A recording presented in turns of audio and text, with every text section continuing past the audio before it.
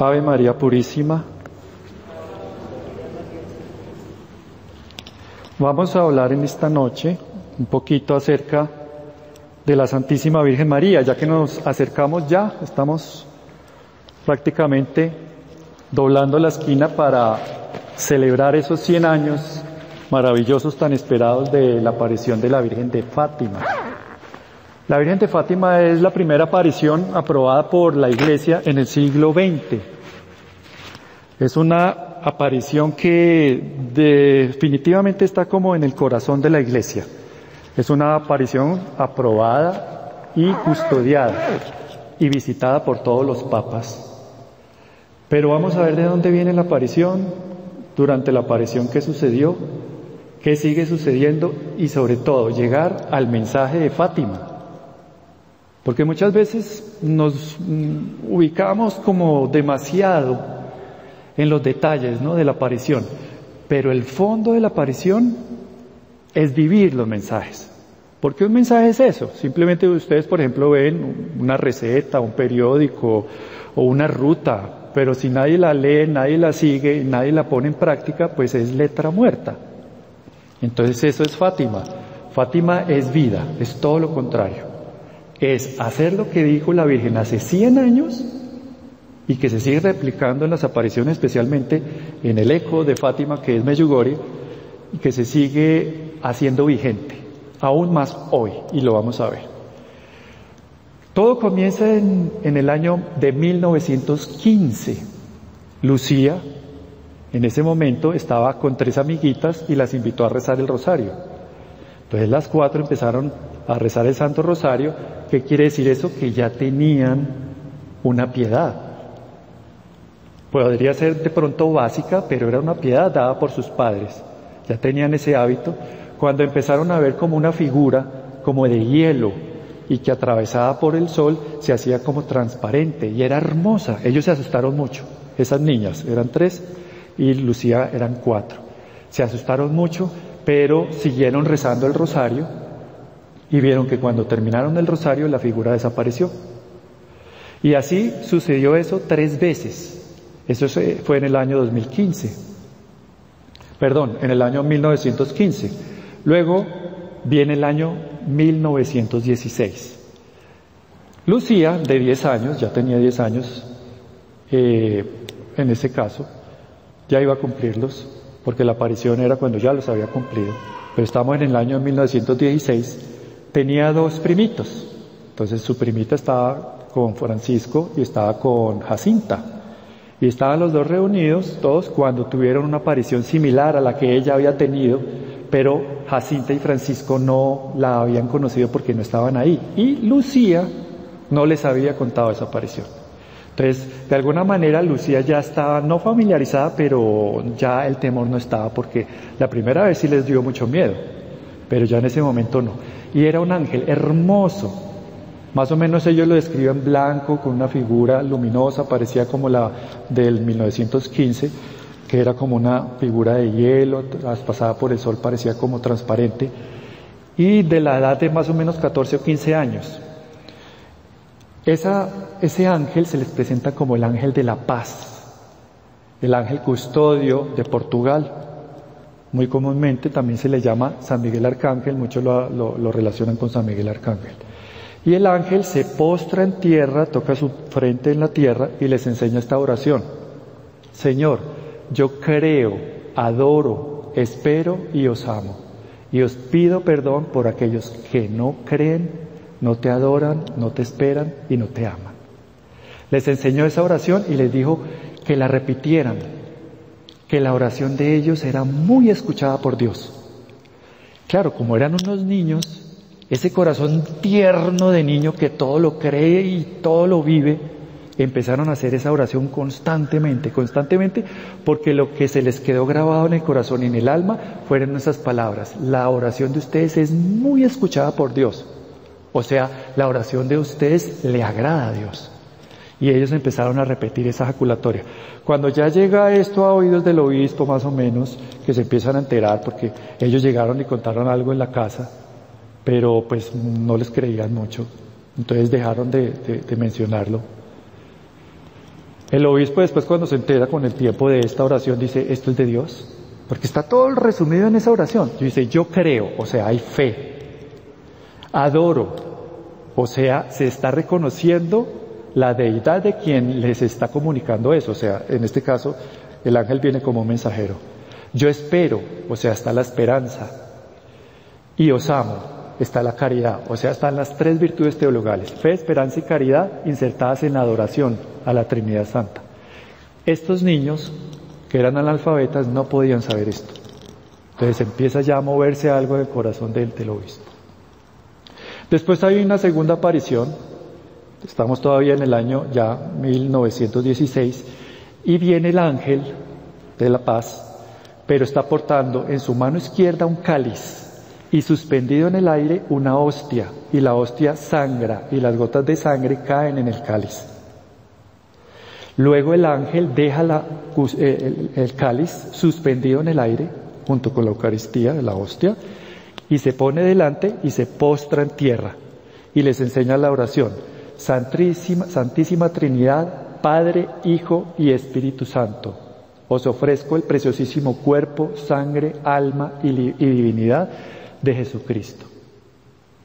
Y se postra. Luego se incorpora, le da la Eucaristía a Lucía porque era la única que había hecho la primera comunión, pero del cáliz le da de beber a Lucía, a Jacinta y a Francisco. ¿Por qué sucedió todo esto? Porque los estaban preparando para lo que iba a venir en el año de 1917, la aparición de la Virgen. Y así sucede todo esto. El 13 de mayo, la primera aparición. Están los niños, están pastoreando ovejas. Lucía ya tenía 10 años, Francisco tenía 9 y Jacinta tenía 7 años. Jacinta y Francisco eran hermanitos y los dos eran primitos de Lucía. Lucía ya era más grandecita y la dejaban llevar las ovejitas a pastorear. Pero Francisco y Jacinta le pidieron permiso a la mamá, que si podían ir al campo con su prima, y les dieron permiso y se fueron a cuidar las ovejitas. Cuando estaban ahí, eso era ya, entonces en ese momento era el 13 de mayo, sintieron como un relámpago y una luz, y la vieron a ella, a la señora que bajaba del cielo. Entonces ella se les presenta, ellos se asustan, pero ya dice Lucía en sus memorias que no era un susto como cuando ella vio por primera vez el ángel. Yo lo asocio como cuando la Virgen se le apareció en Gabriel Arcángel, que como que se turbó ante esa presencia, como que se movió algo. Es un temor como amoroso, pero no miedo, no terror. Así sucedió todo eso. Era la primavera de ese 13 de mayo de 1917. Y la Virgen les pide que sigan viniendo durante 6 meses seguidos, los 13 de cada mes. Y le empieza a dar, bueno, todos los mensajes, no podemos evacuar toda la aparición porque queremos llegar al núcleo de la aparición como lo que decíamos que es el mensaje en sí mismo. Los empieza a instruir que quiere que oren el Santo Rosario, que lo hagan todos los días, que ofrezcan sacrificios, porque hay muchas almas que se pierden en el mundo porque no hay quien se sacrifique por ellas. De hecho, esto que acabo de decir es una de las cosas que más conmovió al Papa Pío XII. El Papa Pío XII decía, ¿cómo es posible que se pierdan almas porque nosotros no nos sacrificamos por ellas? Y es cierto, y eso sigue siendo vigente hoy en día. En esta sociedad del siglo XXI que somos muy cómodos, nosotros ya no nos sacrificamos, no hacemos penitencia, no hacemos sacrificio, no hacemos ayuno, no hacemos mortificación, no lo ofrecemos por las almas. Y resulta que hay muchas almas que se pierden porque nosotros no hacemos eso, los que decimos que estamos convertidos. También les dice la Virgen a ellos que lleven una vida buena y que sean juiciosos en sus casas, y los empieza a instruir. Y los empieza a preparar para lo que va a venir. Les pide más adelante que mucho desea ella que en ese lugar se construya una capilla para que la gente vaya a ofrecer sus cuitas, a hacerle las peticiones y a ella sanar los espíritus. Porque si nosotros vemos, Fátima y Lourdes tienen algo que se complementa. Por ejemplo, en Fátima hay una sanación espiritual. a través de la conversión, a través de la consagración al Inmaculado Corazón de María, que es lo que también pide la Virgen, ya lo vamos a ver. Y en Lourdes, por el otro lado, en la aparición de Lourdes, lo que se sana muchas veces es la parte física, ¿no? Cuando se sana lo físico, también se sana lo espiritual. Pero allá las sanaciones son más físicas, la gente va a meterse en esas piscinas de agua bendecida por la Virgen y hay muchas sanaciones. Pero las sanaciones son más que todo también espirituales. Entonces esa aparición de la Virgen de 1858 en Lourdes tiene ese complemento con Fátima, de la de 1917. La Virgen pide que se consagre Rusia a su corazón inmaculado, porque Rusia en ese momento vivía el comunismo. Recordemos que estamos en un tiempo histórico de la Primera Guerra Mundial, ya llevaba 4 años, estaba la revolución bolchevique, entonces decía que pronto la guerra iba a terminar, ella lo profetiza, pero que si Rusia no se convertía y no hacía la consagración a su corazón inmaculado, iba a difundir los errores. Bueno, todos sabemos que vino la consagración de Rusia por el Papa Juan Pablo II y Rusia pues se tumbó el comunismo, pero hoy ha sufrido una mutación que es lo que comúnmente llamamos socialismo del siglo XXI, que es un nombre, digamos, sofisma, que es el mismo comunismo, en una forma renovada, reencauchada y repotencializada. El Papa Pío XII consagró el mundo al corazón inmaculado de María, o sea, todo haciendo eco de la aparición de Fátima. Los niños le piden a ella que haga una señal, Lucía se lo pide, nace de su corazón pedir una señal para que la gente crea. Recordemos que ellos, pues las autoridades, el alcalde los mantuvo retenidos, de hecho no pudieron asistir a una de las apariciones porque ellos estaban retenidos, la del 13 de julio ellos no pudieron ir, pero la Virgen se hizo presente, o sea, haciendo como un mensaje particular. Ella es fiel a sus promesas. En este caso los niños también eran fieles a sus promesas, pero estuvieron retenidos. Los recogieron dizque para llevarlos a la aparición y fueron engañados y los llevaron fue allá a la comisaría y los tuvieron retenidos. Y así llegamos al 13 de octubre, el milagro del sol. Ese milagro que ellos lo describen como la danza de luz. Hoy comúnmente nosotros lo llamamos la danza del sol. El sol se sale de su órbita, pues la noche anterior, o sea, del 12 de octubre había llovido mucho, el terreno estaba negado, la gente amaneció lloviendo y mucha gente se quedó en el lugar para coger un buen puesto. Y mire que Fátima es un lugar que solamente los habitantes eran 1200. Y geográficamente pues está a 1300 kilómetros de Portugal, o sea, prácticamente de Lisboa, o sea, prácticamente en el centro de Portugal, a 800 metros, entonces ya nos hacemos una imagen más o menos del clima y la población demográfica, y en ese momento ya eran miles de personas.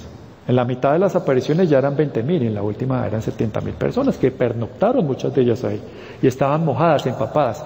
Y cuando viene el milagro del sol, el sol se sale de su órbita, empieza a hacer destellos de todos los colores, y parece como que se viene hacia la tierra. Y eso lo hemos visto nosotros también, en los lugares de apariciones de la Virgen y de manifestaciones, santuarios, es lo que llamamos, como lo decía, es la danza del sol. Pero lo que tiene algo particular, este milagro del sol, es lo físico. La gente quedó inmediatamente seca, el lugar quedó seco como si fuera un día de verano, el barro se convirtió en polvo, o sea, totalmente seco. La gente creyó en ese momento, al principio se espantó con eso porque pensó que era el fin del mundo, pero después de eso la gente creyó y empieza a divulgarse el mensaje de Fátima. En uno de los, ya retrocediendo un poquito de las apariciones, cuando era la aparición, la gente veía como, pues los videntes, los 3 pastorcitos veían como un globo de luz que los iba envolviendo a ellos mismos. Ellos estaban tan cerca de la Virgen como más o menos a 1 metro o casi que medio metro, muy cerquita, y la luz también es algo físico que la gente sí pudo ver, como que los permeaba a ellos parecían como transfigurados, sus rostros iluminados por esa misma luz. Y en ese momento, yendo más atrás, la Virgen les permite ver el infierno.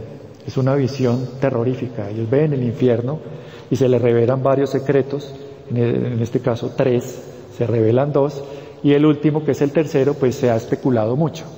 El tercer secreto de Fátima es un misterio, realmente se ha revelado por partes, pero si uno empieza a ver qué es lo que se ha revelado, realmente a ciencia cierta, no se puede decir cuál es el tercer secreto de Fátima.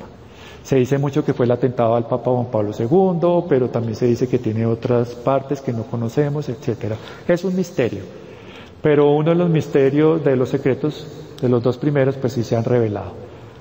Entre eso, pues ellos vieron el infierno, o sea, el infierno es real, y ellos veían cómo muchas almas se perdían porque la gente no oraba y se sacrificaba por ellos. Entonces ellos empezaron a rezar el rosario. Francisco al principio rezaba el rosario, decía Ave María, Ave María, Ave María, Ave María, Ave María, para evacuarlo rapidito. Pero la Virgen le dice, no, tienes que rezarlo completo, y le enseñó a rezarlo, que tiene que rezarlo completo. Ella fue como una mamá y una maestra para ellos.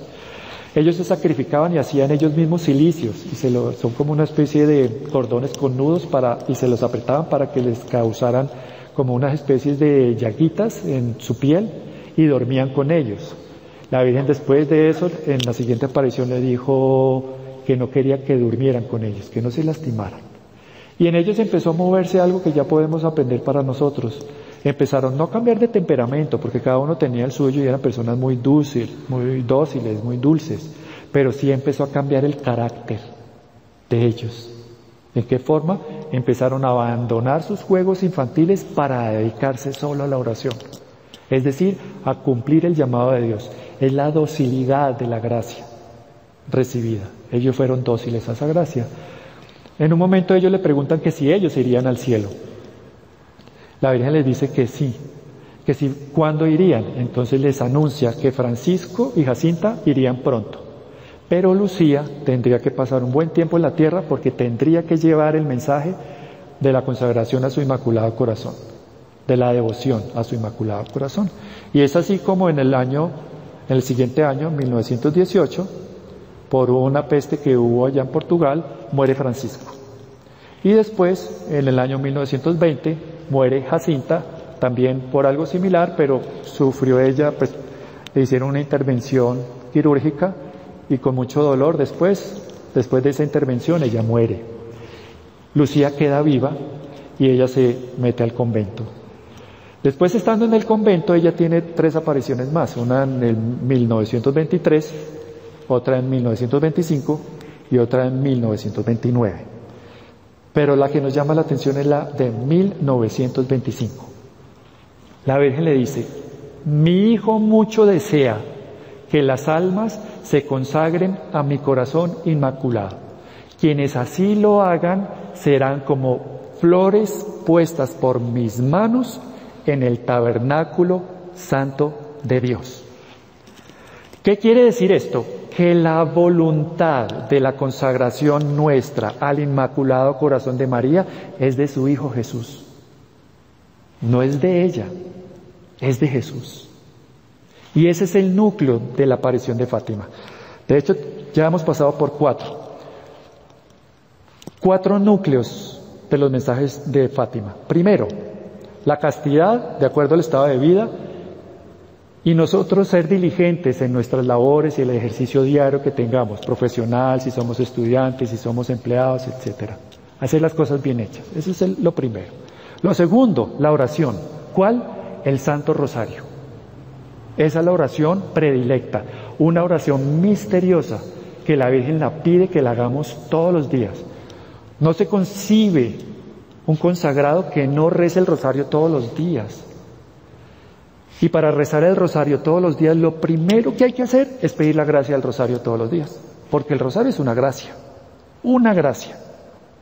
Y una vez le oí a Wilson Tamayo, estaba dando una charla sobre la consagración, que dijo, el día de la consagración, la persona que tenga su cadena como signo de esclavitud y la medalla para consagrarse, y que esa persona no esté rezando el rosario todos los días, yo le voy a pedir a la Virgen que en ese momento esa cadena le queme, se le atice en el cuello y lo queme.